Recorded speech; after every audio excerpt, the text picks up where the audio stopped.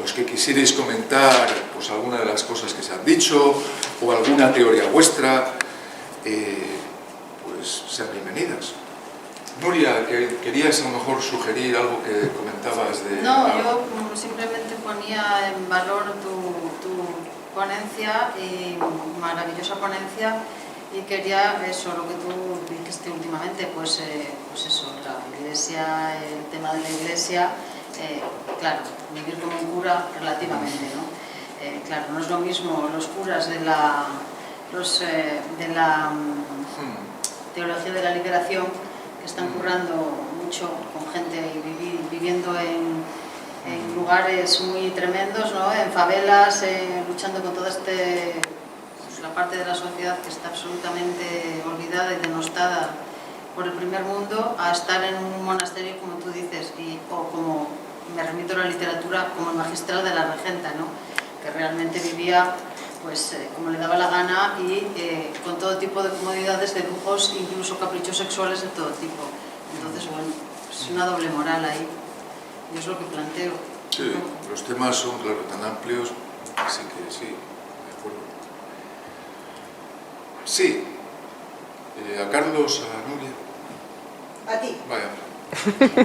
Hablando del conductismo, no, tranquilo, que estoy muy breve. Tengo miedo de...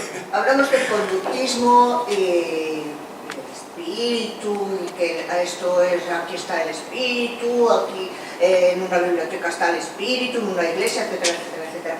Vale, como creo que soy de las mayores, si no la mayor, que estamos aquí en este sitio, yo, a ver, hablo de mi experiencia personal porque es la que mejor conozco. Imaginaros una niña 10, 11, 12 años como mucho. ¿Sabéis que yo tenía una asignatura que se llamaba Formación del Espíritu Nacional? A ver, imaginaros, esto es un espíritu, pero el espíritu nacional, ¿cómo lo entendemos? Yo me volvía loca con aquello. Una niña, Pero como yo siempre he sido muy inquieta, decía, ¿dónde está eso? ¿Qué es eso del espíritu? ¿Qué es eso? Bueno, pues claro, era una época franquista y íbamos como ovejas, conduciéndonos como las ovejas. Y además yo estaba en un colegio de monjas. A ver, pero señores, a mí eso no me marcó, No, porque ya os digo, siempre he sido una persona que yo quiero saber más, y el por qué. Entonces, toda la vida hemos estado influidos, iglesia, política y filosofía. Bueno, no es una pregunta, está claro, Esta no es una pregunta. Bien, venga, pues quien quiera comenzar. Bueno, pues si queréis os planteo una cuestión a cada uno, ¿no? Por darle un poco de vidilla al... Sí, creo que es domingo, Vale, la primera se la voy a plantear a Nuria y es, pues, con respecto a Nabokov, ¿no? La visión que has planteado de Lolita, ¿no? Y es que no tengo tan claro que la visión sea tan perversa de Lolita, o no directamente, quiero decir, porque a mí mi sensación tras leer la novela, tanto en Ada Volador como en Lolita, aunque en Ada Volador has comentado lo de que efectivamente es una primera relación, pero si no recuerdo mal, es con otro chico de 15 años. Sí, en Ada Volador ella tiene 12 y él 15, sí. Y precisamente lo que cuenta la novela es la historia de amor entre los dos personajes, sí, a través de la vida, y cómo de mayores se reencuentran y tal, con lo cual ahí yo creo que de perversidad no hay nada, sino es todo lo contrario. Y en el caso de Lolita, aquí yo creo que se da una paradoja, es como un juego de espejos, ¿no? Y es que Humbert realiza una idealización tremenda de Lolita. Pero claro, lo que luego el lector, según va avanzando en las páginas, lo que se trasluce de lo que él va contando, porque es el único narrador de la novela que está como metido en su cabeza, es que esa imagen romántica, casi estilizada, idealizada que plantea de Lolita, pues no está ahí, quiero decir, porque por ejemplo Lolita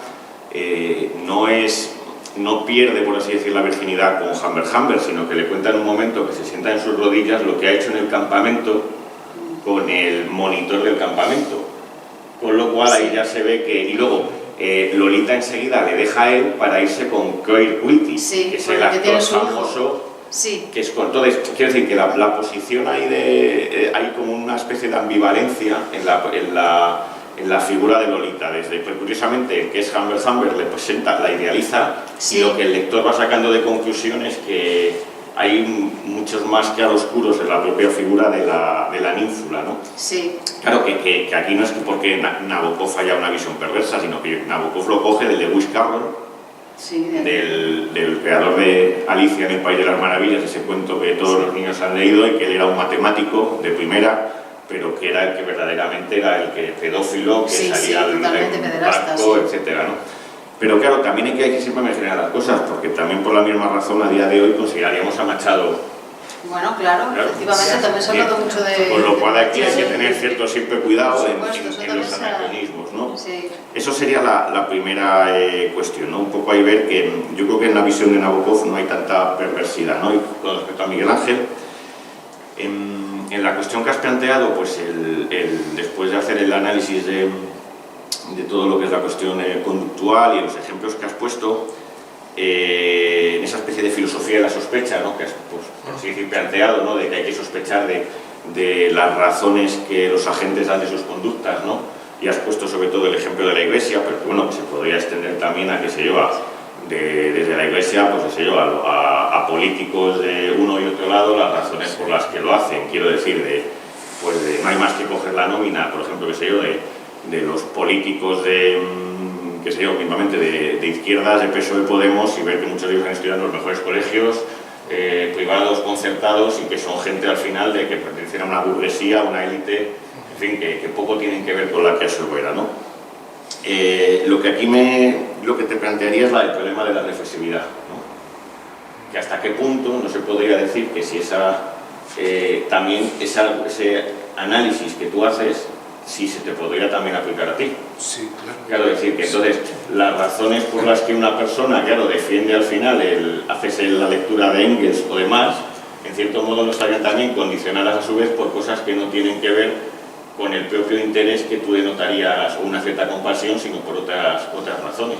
Entonces, claro, que es que yo el problema que le veo ahí siempre es la reflexividad, es decir, que si hacemos esa lectura sospechosa de las razones de los curas o de los políticos, también hay que hacerla de la persona que hace esa crítica de las razones de los curas o de los políticos. Claro, siempre. Por eso he dicho que cuando la gente habla de la gente, pues es ella misma gente. Claro, lo que pasa es que en toda sociedad tiene que haber, pues, distintas visiones que están en contradicción. Posiblemente cuando uno lea a Engels, si no te surge esto una cierta compasión, llámalo otra cosa. Pero evidentemente que para el momento actual, la mano de obra que se usó aquí y que ahora en los centros públicos y privados no se valora, es decir, pues yo creo que es una forma de decir, oye, hay que a lo mejor plantear qué está pasando con la educación actual, con los alumnos, que les das toda la infraestructura, se aburren. Es decir, ¿qué pasa a los pedagogos? Porque el conductismo dice que mientras no haya una contradicción con lo que hay, eso fluye, es decir, no cambia nada. Por eso personajes como Engels, Marx, claro que han recibido muchos varapalos, pero son los que ponen, por lo que sea, a lo mejor por cuestiones psicoanalíticas, por lo que sea, pero han puesto a decir, oye, que esto hay que mirarlo, esto hay que frenarlo. Igual que los sindicalistas, muchas veces no sabemos para qué están, solo se les atribuye que comen gambas. Hombre, también hacen otras cosas, ¿eh? Aunque yo los veo a muchos y digo, madre mía, que venga el apocalipsis, pero también es cierto que la institución de los sindicatos en España, antes, ahora y después, es útil pragmáticamente, por las razones que sean. A lo mejor están ahí porque quieren eximirse de dar clase o de poner ahí, pues si es enfermera, pues poner, pues eso, inyecciones. Es decir, es verdad, nos metemos en un juego de espejos, pero entonces yo por lo mismo te diría, ¿y por qué me haces tú la...? Y ese es el tema, que como estamos claro, es que saber la realidad es complejísima. Estamos metidos en una realidad que ahí sí te daría la razón y creo que convergemos, que es tan difícil de entender esto, que hay que decir, bueno, pues a mí esto me parece mal. Es decir, a mí que la gente hoy en día, después de Tomás Moro, que es uno de los baluartes del socialismo, dijera que hay que trabajar 4 horas, es el renacentista Tomás Moro, que luego le cortaron la cabeza, y que luego Bertrand Russell dice 4 horas de trabajo ya está bien, a mí esos textos me llevan a decir, ¿y qué sistema estamos proponiendo a la gente que viene ahora, que están los jóvenes en paro y los ancianos sin tener trabajo, bueno, currando, ¿no? Cuando ves a gente de tantos años currando. Entonces, hay un desorden que por las razones que sea hay que intervenir, a veces de maneras muy primitivas, a veces pues haciendo sentadas, pero es verdad que la realidad, bueno, es complejísima y una filosofía fácil es vamos, espadarte con un cartapacio, o sea, es imposible. Pero bueno, todo es también decir que cómo vivimos los ciudadanos, qué pasa con la educación, qué pasó con esos análisis que en la transición yo era crío de aquella. ¿Qué pasa con esos análisis más lúcidos? ¿Dónde está? ¿Vamos a dejar todo que fluya en aras al mercado? Donde los seres humanos, los obreros, pintan cero con el capital financiero, pintan cero. Si tú eres sustituible como una máquina de reposición cualquiera. Entonces, sí, claro, pero hay que hacer algo. A veces mal, ya lo decía incluso bueno, a veces hay que hacer algo que sea mal, pero hay que hacer algo. Incluso proponer debates en los auditorios de qué pasa con nuestras formas de vida. ¿Dónde se va el dinero del bien público y luego tenemos pobreza? A mí me parece sospechoso. A mí me parece incluso, te lo he dicho, que si hay que recortar dinero a los funcionarios, pues se recorte. Ahora, que coman todos y que tengan mejor calidad de vida. O a la casa real, que yo creo que es tan real como la mía. Un poco peor la mía, es decir, que es que claro, ese análisis compromete a todos y eso es quién le pone el cascabel al gato. Y esa es la política más jorobada desde la sociedad civil. Que es claro, cuando los poetas hablan del amor y los filósofos... No, esto es lo que está pasando. Gente que está trabajando hasta los 65 años, están con cuerpos machacados, tal vez mueran al siguiente año, porque hay compañeros míos que han jubilado, y eso que eran profesores, pues tal, y oye, que acaba de morir el de historia, oye, ¿qué está pasando? Podemos decir, bueno, pues la reflexión, no lo uso, perdona Carlos, que vaya chapa, vaya, empieza a hablar, no, perdón. No, venga, otras preguntas y cambiamos de tema, Y a Carlos, o a Nuria. A ver,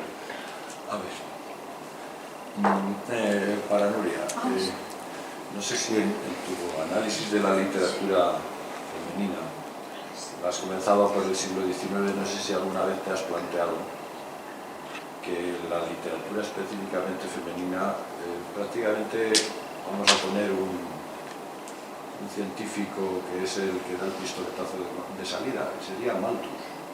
¿Por qué? Porque Malthus ya ve el peligro de la multiplicación geométrica del ser humano respecto a la multiplicación aritmética de los bienes. Malthus está detrás se lee por parte de Marx y de Engels y demás. ¿En qué sentido? En que la mujer es la que procrea. Entonces, hasta ese momento que ha llegado a un estado determinado de la sociedad, donde, pues eso, la posibilidad de multiplicación, pues por las mejoras, fundamentalmente por la mayor proporción de ciudadanos en las ciudades, de gente de las ciudades que en el campo, pues ya la proliferación de la especie humana es mucho mayor, sobre todo en la parte occidental del mundo, que es el de la que estamos hablando prácticamente siempre. Entonces, esos problemas se plantean, y no solo eso, hasta entonces prácticamente la mujer ha tenido, pues no se controla todo el sistema reproductivo y que ha sido gran parte de su vida, estar embarazada. Gran parte de su vida que, por ejemplo, en España se ha arrastrado bastante, hasta, sobre todo, pues eso sí, hasta los 60 prácticamente se ha arrastrado. La mujer tampoco podía hacer mucho más que estar embarazada. Siendo así, ¿por qué? Por una necesidad social, de reposición social. Es que es la única posibilidad. En eso siempre el ejemplo que se pone paradigmático es el Islam, dado que el Islam es la yihad, la guerra santa, pues claro, el sistema más sencillo de multiplicación biológica de cada especie es los varones se dedicaban a la guerra, pocos varones se dedicaban a empreñar a muchas mujeres, la poligamia. Eso en otras sociedades primitivas ya se ha visto.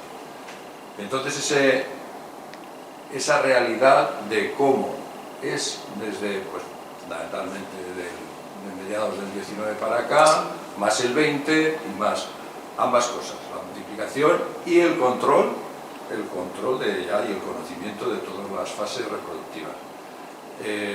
O sea, un poco variar la analítica, el análisis de las novelas en ese fondo, la novela como pretender también que la novela es un reflejo de la realidad. Las novelas, bueno, es un poco abuso de los términos, en el sentido de que más reflejo de la realidad sería la estadística. Carlos algo sabe eso y habría que eso. Otra cosa es que socialmente es posible, pero por esa realidad social de mejoras en todos los sentidos. Ya en el siglo XXI pues ya ni hablamos. ¿Por qué? Porque sobre todo a finales del siglo XX eso se marcó mucho en la Revolución China. Vieron ese gran problema y las órdenes fueron tajantes. La Revolución Rusa tuvo fases. Antes de la Segunda Guerra Mundial, el aborto, no sé qué, no sé cuánto. En un momento determinado, en una de las reuniones del Partido Comunista, médicos, geógrafos, tal, no sé qué, todos dijeron que no sé qué, sí, que estaba muy bien el aborto. Y sin embargo hubo una ponencia de Marx Stalin, dijo, no, el aborto se acabó porque necesitamos población. O sea, todo esto encardinado con esa marcha histórica. Sí, sí. Y para...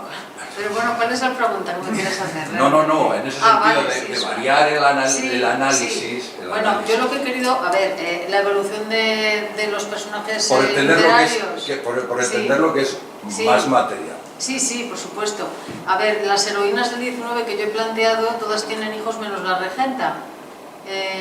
Porque Madame Bovary tiene una hija, Ana Karenina tiene un hijo con su amante, pero bueno, yo lo que quiero ver, lo que quería transmitir es que esas heroínas del 19 en las novelas de estos autores siempre buscan un escape, una salida a su situación más o menos ya estabilizada, con una vida que ya suponen que va a ser lo mismo, anodina. Ellas intentan salir, intentan explorar otros caminos, el camino de la ilusión, si quieres, del amor romántico, lo que sea, ¿no? Porque también, bueno, pues pueden estar equivocadas, claro que sí, porque al final, bueno, pues todas se acaban trágicamente, pero ellas intentan tener una vida diferente, una vida que no las ate a ese sistema burgués del que ellas intentan huir de alguna manera, no porque no quieran vivir de una manera burguesa, que realmente sí, porque la comodidad es la comodidad, pero intentan explorar a lo mejor otro tipo de sentimientos, llegar a sentir algo por una persona que ellas no sientan sintiendo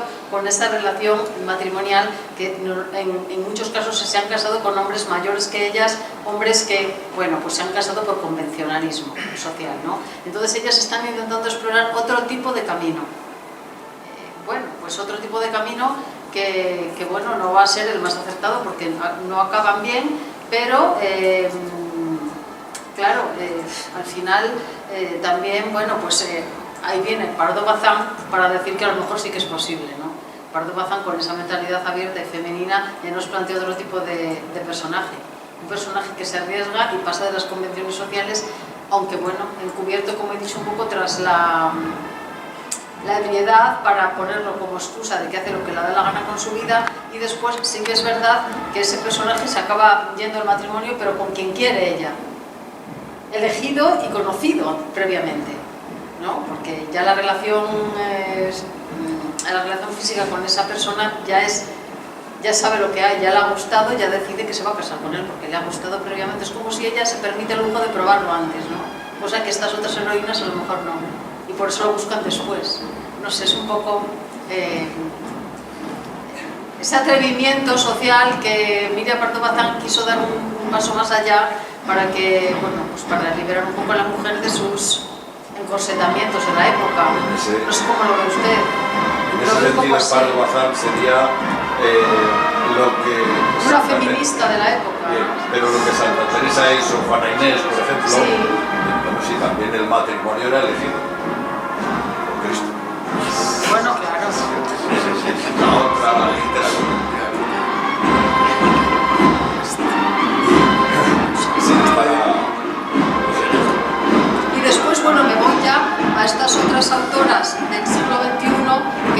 utilizan el tema del aborto como liberación. Siempre hay Ya eligen abortar porque, pero ya no de una manera, es una liberación y es una alegría para ellas, porque al final ellas lo que quieren es librarse de otros temas diferentes, no ya por su hijo, sino por ellas mismas. O sea, ellas hubieran seguido con ese embarazo, pero deciden no seguir por otros condicionantes. En el caso de la novela que hablaba de Edurne Portela, es un aborto condicionado por un maltrato psicológico que le está haciendo su ya marido. Entonces ella decide no tener ese hijo y el marido no se entera ni que ella está embarazada. Se realiza ese aborto sin que su marido se entere siquiera de que ella está embarazada, porque ella tiene la libertad de decidir que ese hijo no lo quiere tener con él. Ni siquiera se lo dice porque corre el riesgo de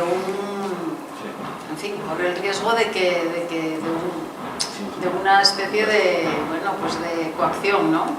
Y en el otro caso también es un aborto deseado y liberador, porque esa mujer está en un régimen chino, en el régimen de Mao Zedong, que al final ella decide abortar por libertad y decide que se tiene que marchar de allí, porque se tiene que marchar de ese lugar, a ser libre, porque ella ya ha leído, ya ha tenido una instrucción literaria debido a las novelas que ha leído, que ya le han enseñado otro mundo. Entonces es como un canto a la libertad, esas novelas, como un canto de decir, no, yo ya tengo que ser de otra manera, yo ya no puedo atarme a esta tierra, ¿no? Es un poco esa es la idea. Estos serían ejemplos de... Sí, esos ejemplos de esa un poco ideología dominante de la evolución de decir, a través de los siglos, como la mujer ha ido evolucionando en su toma de decisiones, ¿no? Y se ha ido liberando de ciertos corsés. Y para Miguel Ángel, para ti, el conductismo, según filosofía, es definir y clasificar. Entonces, con el conductismo ya empezamos mal, lo cual no quiere decir que no sea a lo mejor la psicología más completa. ¿Por qué? Porque en el sistema del materialismo filosófico se distingue entre conducta y praxis. La conducta es la conducta animal. La praxis es la conducta humana, pero mediada por los valores, porque no actuamos porque sí, actuamos por un moldeamiento previo de ese conjunto social institucional en el que nos movemos. Esta literatura es prueba de ello, ¿no? Esa evolución en estos siglos. Entonces, esa precisión es, yo creo, que muy importante. Y la expresión máxima de ese moldeamiento, y es lo que, esa es la función difícil de hacer, es eso que denominamos sentido común. El sentido común es la ideología dominante. Es la ideología dominante. Entonces eso precisamente es lo que hay que saber, cómo se llega a eso que nosotros creemos que es sentido común. Porque, por ejemplo, la señora que ha hablado antes, el espíritu nacional le parece una aberración. Yo también fui del espíritu, no, yo ya no fui del espíritu nacional. Pero ¿cuál es el problema del espíritu nacional? Que es que solo tenemos la nación. Es que la tierra de nuestros padres es donde estamos, son las naciones, el concepto de nación que viene de la Revolución Francesa, no del fascismo ni de Franco ni de nada, y que es lo que sujeta de lo que vivimos. Esa es la nación, que tiene una historia y que evidentemente es distinta al resto de las historias de otras naciones y que por lo tanto nos ha moldeado de otra manera. Vamos a ver, no, por ejemplo, en lo más sencillo que todos lo vemos y todos lo hemos visto en miles de películas americanas o europeas, la institución familiar. ¿Tiene algo que ver la institución familiar española, donde vamos, aquí Padre, Hijo y Espíritu Santo? Claro, con esa institución familiar, no vamos a decir del mundo musulmán, donde la mujer es un útero y poquito más. Así es. A la institución incluso protestante, donde el hijo a los 16 años ya tiene que buscar ese individualismo tremendo, donde el hijo tiene que salir de la familia, buscarse la vida y demás, porque claro, el individualismo es tremendo porque, bueno, pues porque en el espíritu protestante Dios a cada uno, leyendo la Biblia, le dice lo que tiene que hacer.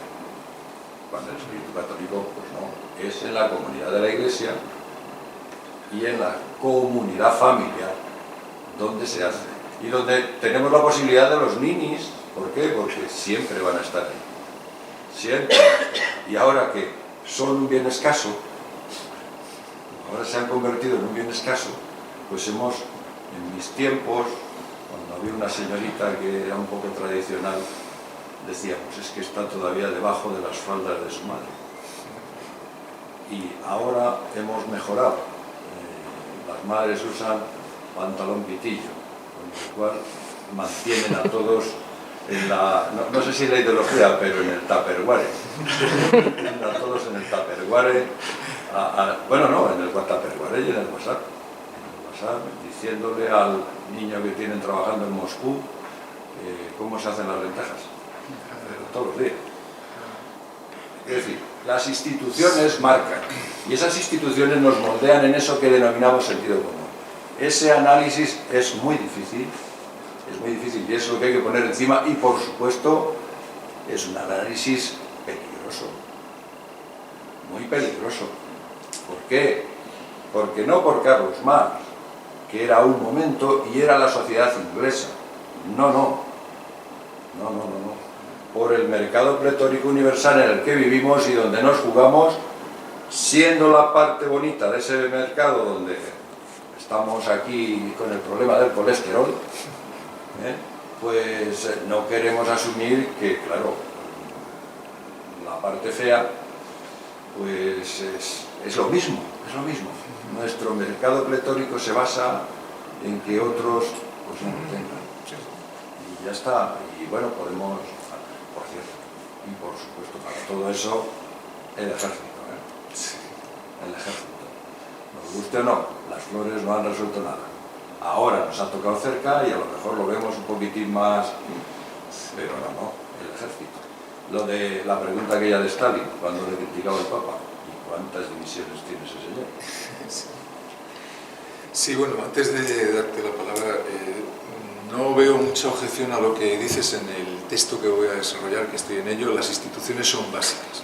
Ahora, has empezado diciendo que la filosofía hay que definir, pero claro, has dicho tantas cosas que es que yo no puedo meterme ahí, pero yo comulgo con muchas de las cosas que has dicho. Creo que hay que educar a la gente en la verdad, en este sentido. La verdad es los ejércitos. Hay que decir, España se mantiene por... Mira, hay satélites ahí, y no es para que estén ahí perdiendo, hay ejército. Eso es el marxismo también, es decir, que el marxismo no olvida, y esa es la faceta blanda de, ay, el marxismo no es todo paz y amor. Creo que hay que educar en eso, en la firmeza, en la generosidad. Pero también Spinoza tiene un texto que lo citamos muy poco en la escuela, materialismo filosófico. Dice, no solo hay que hacer guerras, sino también hay que buscar el común entendimiento, y como viene a decir que hay que buscar lo bondadoso del ser humano, y ahí es en la misma ética, more geométrico de Mostrata. Y ya lo que has dicho de los valores al principio, claro, valores en esta época ha cambiado, el contexto ha cambiado, ya no es el franquismo, esta realidad. Muchas veces nos metemos contra la posmodernidad, pero es que creo que lo han analizado muy bien. Hay discursos fragmentarios, ya no está la institución eclesiástica, ya no está el socialismo, comunismo, hay muchas, es un mare magnum muy difícil de meter la cuchara, pero hay que decir que existen los ejércitos, y luego hay que analizar qué son los valores. Claro, para un conductista los valores no son algo interno ni externo, es lo que nos refuerza la conducta. Es decir, para mí valor es que vosotros estéis aquí bien y que no nos estén tirando, pero depende de las culturas. Y entonces habría que analizar ahí mucho, claro, porque los valores lo estudia muy bien en un libro que fue un bestseller, no sé si el más leído, Más allá de la dignidad y de la libertad humana, que es un libro de referencia que es una preciosidad de Skinner. Y ahí habla de los valores. ¿Qué son los valores? Y ahí, bueno, te coges a Max Scheler, la ética, y dices, madre mía, ¿qué rollo me está contando? Y yo esa filosofía cada vez la desprecio más. Gente que te hace, ¿qué es la ética? Y dice, no me he enterado de nada. Vas, Skinner, mira, los valores es todo lo que es Spinoza, te fortalece la conducta. Y por eso vamos a trabajar. Por eso la niña que trabaja en Zara, una chica joven o un chico, va a trabajar. Si no, pues, ¿qué valores? Ay, me encanta ir a trabajar, ¿no? Tienes el valor. Hasta ahí, bueno, muy interesante. Muchas gracias. A ver, venga, vamos ahí. Bueno, yo contrario a lo que se espera no voy a hacer preguntas, pero sí quiero hacer, que forma también parte del coloquio, del muy coloquio. bien. Sí. Lo que quiero hacer son 2 o 3 apuntes, basada por supuesto en mi propia experiencia. Yo he vivido en un país que se decía socialista o comunista, ahora llevo ya 16 años en un país democrático. Son términos que nos han enseñado y que hemos mamado desde yo por lo menos desde que estaba en el vientre, porque la parte socialista, comunista, basa toda su fuerza y todo su mantenimiento sobre el adoctrinamiento puro, duro y crudo. Y entonces lo que le quería desde esa experiencia, un poco tratando de abordar las 3 intervenciones, es que la ética evidentemente y los valores están fundados sobre la influencia histórica de cada ser y por supuesto de dónde vive, dónde crece y dónde se desarrolla. Y por eso es que hay muchas veces que muchos compañeros, amigos y conocidos no entienden muchas cosas a veces de la conducta o del comportamiento de alguna persona que no es de donde ellos son, ¿no? A punto de partida de eso, yo lo que creo es que uno tiene que ser fiel a lo que cree, en lo que piensa y en lo que defiende. Y si es así, siempre va a salir bien y siempre va a encontrar los canales por los cuales ir sorteando todos los obstáculos y todas las barreras que se le pongan, ¿no? En cuanto a lo de la parte de la influencia de que no somos libres, de que estamos siempre influenciados, de la posibilidad o de la repercusión que tiene, ¿no?, lo que nos determina de los sistemas, de las sociedades, de las instituciones, hay muchas cosas que no se pueden cambiar porque están instituidas ahí así, y si no se hace una revolución o se hace un movimiento nacional, es imposible. Hay mucha gente que me dicen, pero ¿cómo es que en Cuba pueden soportar un apagón de 18 horas y no salen a la calle? Bueno, porque Cuba tiene unas circunstancias y porque aquí si tú le pegas un apagón a una gente de 18 horas, agarra y vámonos, ¿no? Y son contextos distintos. Pero lo que yo sí quiero decir es que en medio de cualquier contexto, de cualquier sistema político, siempre el individuo va a tener la posibilidad de hacer un mundo mejor propio. Y yo soy firme defensora de que cuando seamos mejores nosotros mismos en el orden individual, cuando seamos solidarios en nuestro entorno, cuando seamos buenas personas, cuando seamos personas buenas, no tengo otro término que decir, el mundo será mejor. Lo que pasa es que muchas veces filosofamos, hablamos, decimos, criticamos, abanderamos ideas, y cuando vamos al grupo, cuando vamos a la individualidad, una persona que en una determinada tribuna puede defender la solidaridad, el humanismo, la entrega, la devoción, cuando tú lo llevas al orden del individual, son un desastre de ser humano. Entonces el mundo no va a ser mejor si los seres humanos en la individualidad no tratamos de hacer mejor el mundo. Y en eso lo que quería decir era, en cuanto a la política, a la disparidad que hay entre cómo se han formado, cómo han vivido y cómo viven. Marx decía que el hombre piensa como vive. Una idea de él, ¿no?, muy marxista.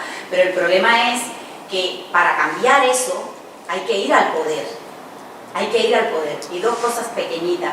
Muchísima gente que está en el poder, yo voy a hablar ahora de aquí, de lo que domino, que es España, no está preparada, ni llega al poder porque quiere cambiar el mundo. Llega al poder porque lo que quiere es vivir del mundo.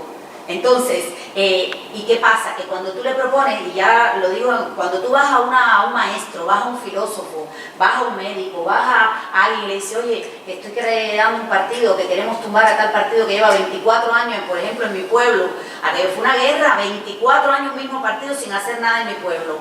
Y entonces, ¿cómo lo vas a cambiar si no llegas al poder? No se pueden cambiar las cosas si no te metes en el sistema que te permite cambiar las cosas. Entonces se han hecho en 6 meses lo que no se había hecho en 24. Entonces, quiere decir, yo lo que hago es un llamado a que las personas que sí quieren cambiar el mundo sepan que hay 2 vías: o lo cambias tu mundo y haces tu mundo mejor, y con eso por raíz mejoras, ¿no?, tu mundo de tu entorno, o también te metes en el sistema para poderlo cambiar, porque es imposible cambiarlo desde la palabra, desde el discurso, desde escribir, desde la denuncia, desde los artículos periodísticos. Tú tienes que estar donde las cosas se pueden cambiar. Aquí hasta ahora se había aparcado aquí y a partir de ahora no se puede hacer porque eso le hace daño al entorno y se va a aparcar en tal lado, que tiene que, me explico, ¿no? Y bueno, eso. Y lo otro es, en cuanto a la literatura, que tenemos la ventaja, Nuria, y tú sabes que es una idea que siempre defiendo, es de que no solo la literatura en general, ya sea prosa, poesía, lo que sea, tiene el poder de que puede estar en todos los lugares del mundo. Quiere decir que ustedes han hecho ahí referencia, tanto desde el orden filosófico como literario, de miles de autores, de miles de personalidades que son de muchos orígenes, muchos sitios, y sin embargo nos sirven de referente, y que tiene esa ventaja la literatura, de que puede perdurar, y que cuando alguien hace una obra tan clásica como todas las que tú has mencionado, aún al paso de los siglos pueden seguir aportándonos, enseñándonos y ayudándonos a ser mejor.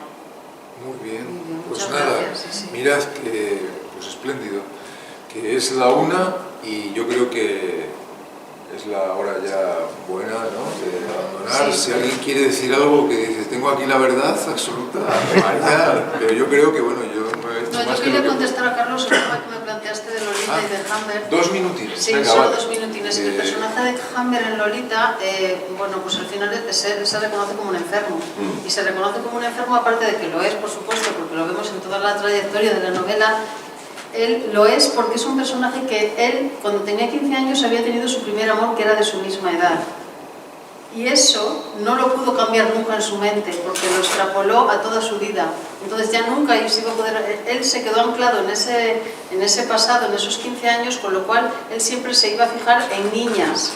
Nunca iba a dar el paso, nunca iba a madurar intelectualmente, o su mente se había quedado ahí atascada por un problema X, que tú me lo sabrás decir mejor como filósofo, ¿qué pudo pasarle a este personaje mentalmente o neurológicamente para que ese paso al mundo adulto de fijarse en una mujer de su edad nunca ocurriese? Sino que se hizo un pederasta intentando conquistar siempre, bueno, en este caso a Lolita, que tenía 14 años, pero bueno, él también se aprovechó de esa precocidad de Lolita. Él era una niña que la veía ya precoz, era una niña que, como tú dices, muy bien apuntas, había tenido ya una experiencia sexual con el monitor del campamento, pero él eso lo utiliza en su beneficio, ¿no? Con lo cual es muy depravado también, ¿no? Él no da el paso a fijarse en una persona de su edad, sino que este personaje le doblaba o le triplicaba la edad a Lolita, con lo cual había un problema mental muy serio, ¿no? ¿Cómo lo ves tú? Sí, en el caso de Hamber no hay ninguna duda. Sí, yo lo que discutía era la posición de Lolita. La posición de Lolita, sí, bueno. O sea, en el personaje de Hamber, de hecho, el final, o sea, es como que el libro, si no recuerdo mal, lo está escribiendo desde la cárcel. Claro, es un personaje que al final acaba como acaba, ¿no? Porque acaba perseguido por la ley, etcétera, etcétera. Y lo que sucede es que, o sea, yo lo que digo es que en la posición de Lolita hay una cierta ambivalencia, porque él la idealiza completamente, claro. Y el lector, según va leyendo, va viendo pues que en la figura de Lolita hay incluso muchísimos claroscuros. Hay muchos claroscuros. Es decir, que no es esa imagen de una pureza, de una niña para nada. No, pero hay tramos en la novela que también es la ambivalencia esa de Lolita, que no deja de ser una niña que juega, que escucha música, que se tira en las alfombras a hacer puzzles. Quiero decir, es ese juego, ¿no? de todavía es niña y no lo es, porque ella, claro, también tiene esa parte perversa que ella misma, pues en su naturaleza, ¿no? También está esa parte de hecho, como dice Nabokov, las ninfulas son niñas que ya tienen una cierta malicia, una cierta maldad, saben que son poderosas, cosa que dice Rosa Chacet también en Memorias de Leticia Valle, saben el poder de seducción que tienen ya con 8 o 12 años, conocen ese poder en sí mismas ya. La mujer, aunque sea pequeña, ya sabe por dónde puede conquistar, ¿no? Y sabe su fuerza, su poder. Yo creo que a lo mejor es algo que está intrínseco con la naturaleza femenina, claro. Uno es consciente ya de por dónde puede, a lo mejor.